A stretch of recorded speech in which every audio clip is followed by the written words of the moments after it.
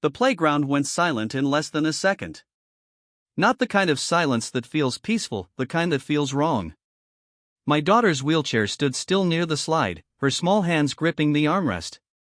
And across the field, the HOA president lowered her phone, breathing fast as if she had finally forced the world to obey her. She didn't know one thing. The badge I carried every day didn't hang on my wall. It lived in my pocket. My daughter Emma is 9 years old. She was born with a medical condition that affects her mobility and stamina. She uses a wheelchair for longer distances, and some days are harder than others. But Emma doesn't complain. She laughs loudly. She talks to strangers. She believes playgrounds are for everyone. That belief nearly cost her life. I didn't move into an HOA because I loved rules. I moved because I wanted quiet. As county sheriff, I deal with chaos daily. At home, I wanted my daughter to feel normal, safe streets, familiar faces, predictable days. The HOA promised family-friendly safety. They didn't mention unchecked power. Her name was Linda Rowe. HOA president. Self-appointed safety officer. Full-time control addict. She believed rules mattered more than people. Especially people who required accommodations. The first time she saw Emma's wheelchair near the playground, her face tightened. "That equipment doesn't belong here," she said. "She does," I replied. Linda didn't like that answer. It started with emails. Unauthorized use of playground space, safety liability concerns, special equipment not approved. I responded with medical documentation. Linda responded with silence. Then came the stares. The filming. The notes left on benches. Kids always notice before adults do. "Why does that lady always look mad?" Emma asked one afternoon. "Some people don't like change," I told her. She nodded. "Well, I'm not changing." I smiled. Linda began showing up every time Emma went outside. She measured distances. She took photos. She spoke loudly about risk. Other parents felt uncomfortable but stayed quiet. Silence gave Linda confidence. It was a warm Saturday afternoon. Children laughed. Parents talked. The playground was full. Emma was near the slide, telling another child about her favorite cartoon. Linda stood near the fence, phone raised. "You're violating safety regulations," she announced. No one listened. That's when she made the worst decision of her life. There was a sharp sound. Not loud. Not cinematic. Just sudden.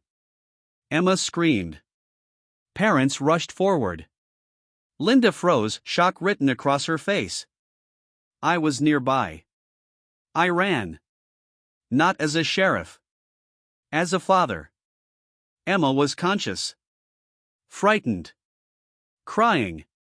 Emergency services were already being called. I knelt beside her. "You're okay," I said firmly.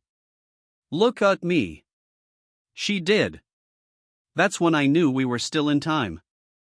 "It was an accident," Linda shouted. She startled me. No one believed her. Accidents don't follow weeks of threats. Local police secured the playground. EMS treated Emma immediately. No panic. No chaos.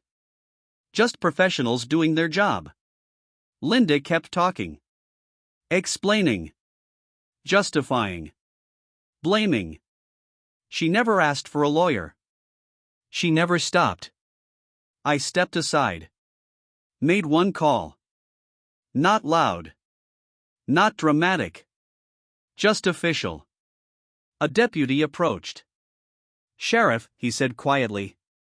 Linda heard it. Her face drained of color.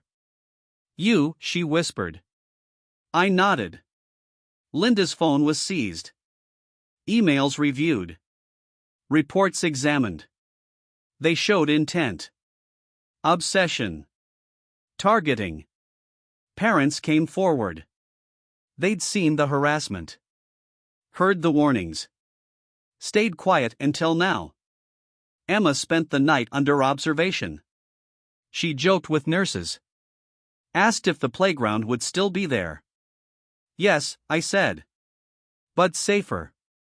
Linda was charged with aggravated assault, endangerment of a minor, civil rights violations, abuse of authority. HOA titles don't protect criminals. Emergency needing. Linda removed. Oversight imposed. Policies rewritten. That night, Emma asked, "Am I still allowed to play?" I held her close. More than ever. Linda didn't look powerful anymore. No phone. No clipboard. Just consequences. The court didn't shout. The evidence didn't need to. Linda was convicted. Weeks later, Emma rolled back onto the playground. Children welcomed her. The sun felt warmer. Justice felt real. Authority without humanity is dangerous. And when someone mistakes power for permission to harm, the law responds. Decisively. Relentlessly. Completely.